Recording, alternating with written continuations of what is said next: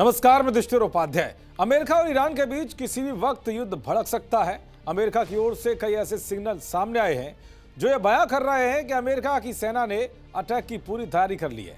America ने अपनी नौसैनिक ताकत का लगभग 1/3 हिस्सा मिडिल ईस्ट में तैनात कर दिया है।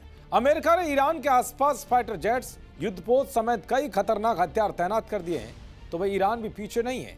ईरान भी अपनी सैन्य तैयारियों में जुटा हुआ है। ईरान ने अपने परमाणु और सैन्य ठिकानों को सुरक्षित रखने के लिए किलेबंदी शुरू कर दी है। उधर रूस ने भी ईरान का सपोर्ट करते हुए युद्धपोत उतारकर गल्फ ऑफ ओमान में ईरान के साथ नौसैनिक अभ्यास शुरू कर दिया है, जिससे अमेरिका के खिलाफ ईरान का हौसला और मजबूत हो गया है। इन तमाम जंग की आहट के बीच अमेरिका के कट्टर दुश्मन उत्तर कोरिया ने बड़ा धमाका कर दिया है, जिसने ट्रंप की भी नींद उड़ा दी है। दरअसल उत्तर कोरिया के तानाशाह किम जोंग उन ने परमाणु सक्षम मिसाइलों के लिए 50 नए वाहन लॉन्च किए।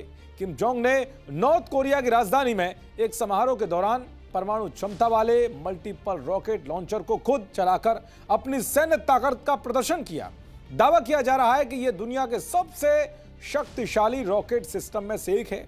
किम जोंग की ओर से 600 mm multiple launch rocket system के 50 से ज्यादा नए लॉन्चरों को अपनी सेना को सौंपना यह केवल एक सैन्य कार्यक्रम नहीं, बल्कि एक रणनीतिक संदेश है।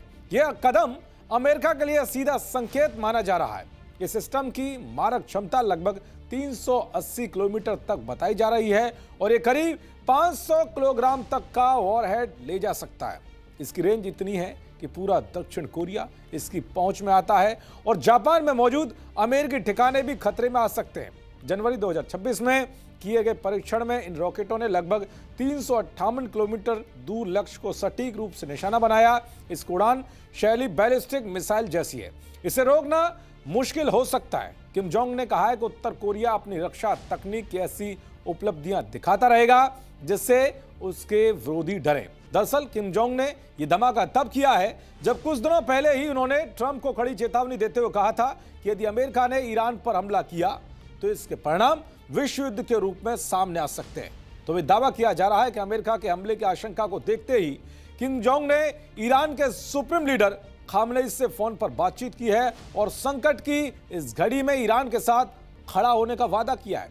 यानी कि साफ है कि अगर अमेरिका ने ईरान पर हमला किया तो उत्तर कोरिया ईरान की ओर से कूदने के लिए तैयार है, जो अमेरिका को बहुत बड़ा नुकसान पहुंचा सकता है और तीसरा विश्व युद्ध भी छिड़ सकता है। अब देखना यह होगा कि आने वाले दिनों में तनाव कम होता है या नहीं। देखते रहिए जी न्यूज़। नमस्कार।